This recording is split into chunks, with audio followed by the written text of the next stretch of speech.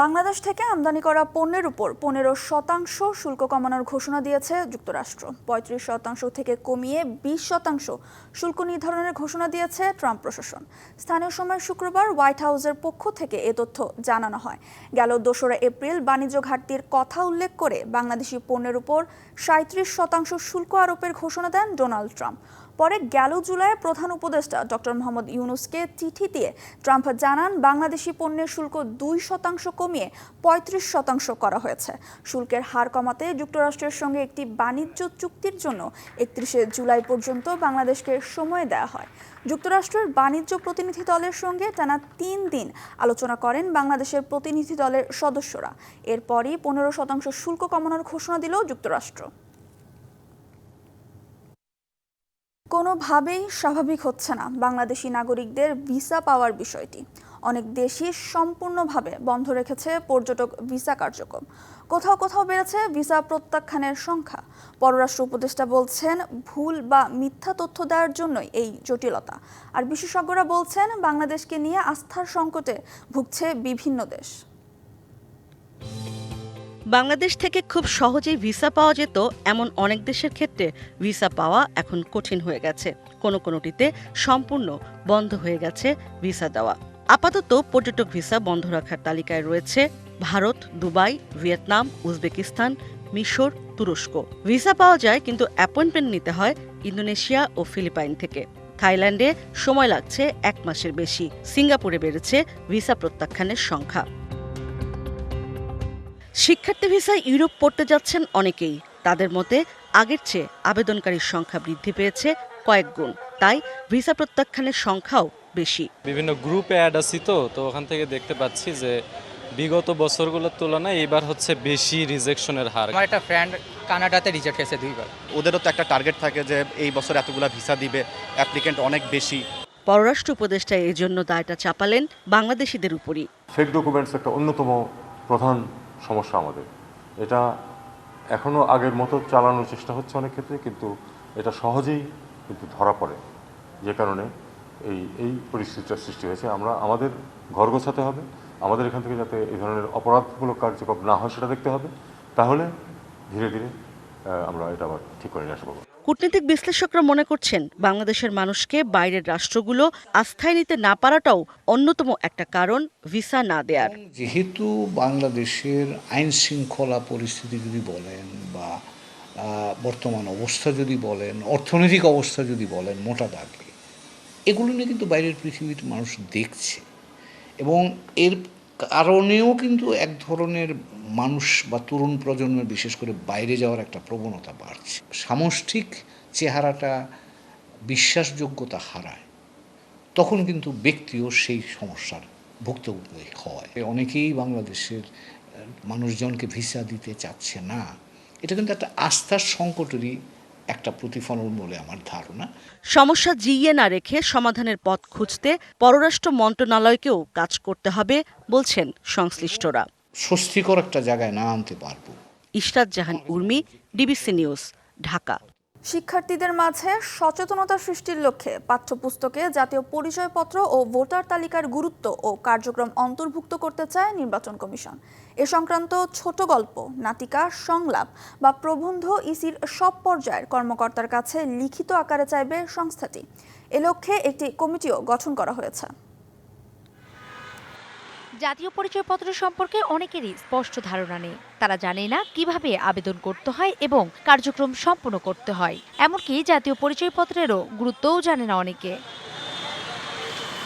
নাগরিকদের সচেতন করতে জাতীয় পরিচয়পত্র এবং ভোটার তালিকার যাবতীয় কার্যক্রম ও গুরুত্ব পাঠ্যপুস্তকে অন্তর্ভুক্ত করার পরিকল্পনা করছে নির্বাচন কমিশন। এ লক্ষ্যে 5 সদস্যের একটি কমিটিও গঠন করা হয়েছে।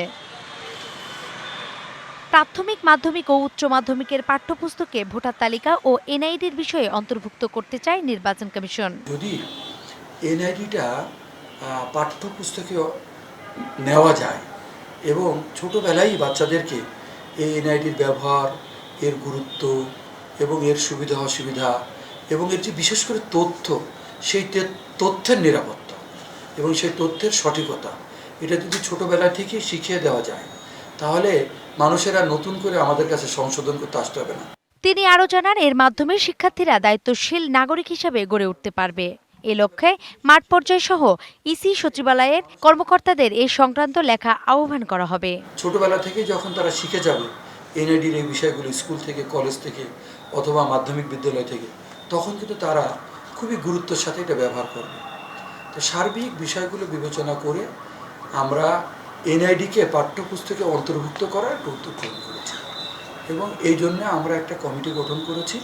সর্বশেষ হালনাগাদ তথ্য অনুযায়ী বর্তমানে বাংলাদেশে মোট ভোটার 12,37,32,274 জন।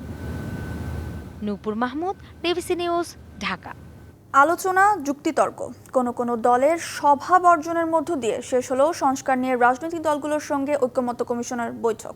দ্বিতীয় পর্যায়ের আলোচনায় 19টি মৌলিক সংস্কারে প্রায় সব দলই একমত হয়েছে। জুলাই সনদ বাস্তবায়ন ও এর আইনি ভিত্তি নিয়ে মুখোমুখি বেশ কয়েকটি দল। জামায়াত, এনসিপি সহ বেশিরভাগ দলই আইনি ভিত্তি চাইলেও বিএনপি ও সমমনা জোটের মতামত ভিন্ন। তবে কমিশন বলছে, জুলাই সনদ বাস্তবায়নের ক্ষেত্রে প্রয়োজনে দলগুলোর সঙ্গে আবারও আলোচনা হতে পারে। বেলা 11:30টার পর রাজধানীর ফরেন সার্ভিস একাডেমিতে শুরু হয় জাতীয় ঐকমত্য কমিশনের শেষ দিনের আলোচনা। সে আলোচনা চলে রাত 10টা পর্যন্ত। সাংবিধানিক প্রতিষ্ঠানে নিয়োগ, রাষ্ট্রপতি নির্বাচন, ক্ষমতা ও দায়িত্ব, তত্ত্বাবধায়ক সরকার, উচ্চকক্ষ গঠন, নাগরিকদের অধিকার সম্প্রসারণ, রাষ্ট্রের মূলনীতি নিয়ে আলোচনা হয়। সবগুলো বিষয়েই মতামত সহ আপত্তি জানিয়েছে সব দল। মূলনীতি প্রসঙ্গে সিপিবি, বাসদ সহ 4টি বাম দল আলোচনা বর্জন করে। যদি সব দল কোনোটা একমত না হই তাহলে এই আলোচনাটা না ভালো। আমি এটা পরিবর্তনের পক্ষে না, কেউ হয়তো পরিবর্তনের পক্ষে আছে বা অন্য কিছু যুক্ত করার পক্ষে আছে, তাই না? তাহলে সেই ম্যান্ডেট নিয়ে তারা যদি করে, এটা তাদের একক রেসপন্সিবিলিটি, এটা আমার রেসপন্সিবিলিটি না। তাহলে আমি কেন এই রেসপন্সিবিলিটি নিব? বেশিরভাগ দল পিআর পদ্ধতি চাইলেও বিএনপি সহ সমমনা দলগুলো তা চায় না। কারণ কনস্টিটিউশন অ্যামেন্ডমেন্টের বিষয় হচ্ছে সার্বভৌম পার্লামেন্টে যারা সরাসরি জনগণের দ্বারা নির্বাচিত প্রতিনিধি, সেই এমপিদের, সংসদ সদস্যদের, তারা সংবিধান সংশোধনের ক্ষেত্রে এখতিয়ার প্রাপ্ত। তবে জামায়াত, এনসিপি সহ বেশিরভাগ দলই সনদের আইনগত ভিত্তি চাইলেও বিএনপির মত ভিন্ন। বাস্তবায়নে কমিশনকেই কাজ করতে হবে এমন চাওয়া বেশিরভাগ দলের। এতদিন যা কাজ করছি, যদি এটা আইনি ভিত্তি না দেয় তাহলে এটি জিরো। এবং আমি বলেছি যে এটাকে আইনি ভিত্তি না দিলে যে জিরো হবে, সেই জন্য আমরা কমিশন এবং সরকারের বিরুদ্ধে কম্পনসেট মামলা করব। কোনো আইনি ভিত্তি না থাকে, সাইন করার না করার ভিতরে কোনো ডিফারেন্স। বাস্তবায়নের পদ্ধতি নিয়েও রাজনৈতিক দলগুলোর সাথে আলোচনা হতে পারে এমন একটা আভাস তিনি দিয়েছেন, কিন্তু এখনো পর্যন্ত তিনি এই আলোচনাটা কিভাবে হতে পারে সেটা সুনির্দিষ্ট করেন নাই। বৈঠক শেষে রাজনৈতিক দলগুলোর কাছে জুলাই সনদের পূর্ণাঙ্গ খসড়া দ্রুত পৌঁছে দেওয়ার আশা কমিশনের সহসভাপতির। বাস্তবায়নে আবারও আলোচনা হতে পারে বলেও মত তার। ইতিমধ্যে জাতীয় সনদের যে খসড়া দেওয়া হয়েছে সে বিষয়ে বিভিন্ন রাজনৈতিক দলের মতামত পাওয়া গেছে। তারই ভিত্তিতে আমরা আশা করছি যে জাতীয় সনদের স্বাক্ষরের ক্ষেত্রে আমরা অগ্রসর হতে পারব। সকলকে সমন্বিত করে সকলের সাথে এই বিষয়ে পথ পদ্ধতি নিয়ে আলাপ আলোচনায় আমরা অংশ নেব। জাতীয় ঐকমত্য কমিশনের দ্বিতীয় পর্যায়ের এই বৈঠক শুরু হয় গত 2 জুন। 23 কার্যদিবসের দীর্ঘ আলোচনা শেষে 19টি বিষয়ে নোট অব ডিসেন্ট সহ একমতে পৌঁছেছে দলগুলো। প্রাথমিক পর্যায়ে কামরুল হাসান, ডিবিসি নিউজ, ঢাকা। সারা দেশে জ্বর, সর্দি, কাশির মারাত্মক প্রকোপ দেখা দিয়েছে। চিকিৎসকরা জানালেন, মানুষ বেশি আক্রান্ত হচ্ছে সাধারণ ভাইরাস ও শ্বাসতন্ত্রের সংক্রমণজনিত জ্বরে। সব জ্বরের একই রকম বা কাছাকাছি উপসর্গ হওয়ায় চিকিৎসা দিতে সমস্যায় পড়ছেন চিকিৎসকরা। তাদের পরামর্শ, হালকা উপসর্গ দেখা দিলে আতঙ্কিত না হয়ে ঘরে বিশ্রাম নিতে হবে। মহাখালীর ডিএনসিসি কোভিড-19 হাসপাতালে 7 মাসের বাচ্চার চিকিৎসা নিতে এসেছেন সাততলা বস্তির বাসিন্দা জসিমউদ্দিন। বাচ্চার হলো জ্বর, সর্দি, কাশি, আবার এই গোড়া উঠছে গায়ে, বয়স 7 মাস। এরকম ঘরে ঘরেই এখন রোগী। তীব্র জ্বরে কাবু করে ফেলায় হাসপাতাল থেকে হাসপাতালে ছুটছেন অনেকে। মশার প্রজনন মৌসুম চলায় অনেকে ডেঙ্গু মনে করে আরো বেশি আতঙ্কিত। জ্বর আসছে, জ্বর আসে যায় এরকম 10-12 দিন হয়ে গেছে। কাশির লোকের সাথে সাথে বমি এসে যায়। জ্বর মূলত আপনার 3 দিন ধরে, তো এই জায়গায় আগে টেস্ট দিছিল, ওগুলা করাইছি, করানোর পরে একটু কমছিল। বাচ্চার জ্বর 3 দিন ধরে, ডাক্তার দেখাইছি, ওষুধ দিছে, বলছে রক্ত টেস্ট করতে। হাসপাতাল কর্তৃপক্ষ জানিয়েছে জ্বর, গলা ব্যথা, কাশি, দুর্বলতা নিয়ে আসা রোগী অনেক বেড়ে গেছে। আমরা আউটডোরে কিন্তু এভরিডে 500 থেকে 600 জ্বরের রোগী পাচ্ছি। এখানে কিন্তু আমাদের সবগুলো কিন্তু ডেঙ্গি নয়।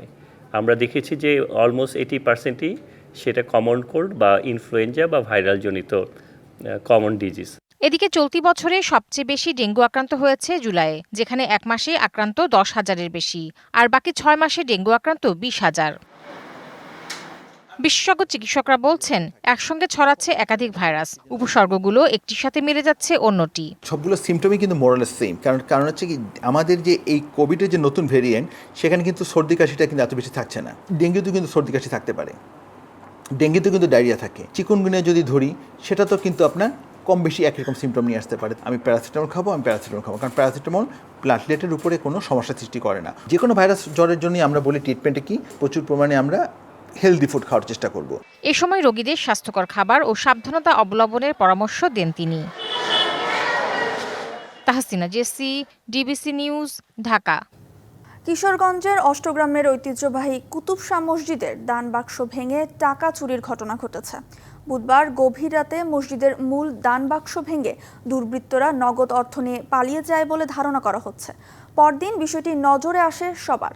সুলতানি আমলের এই মসজিদে এমন ঘটনা কখনো ঘটেনি বলে জানান স্থানীয়রা।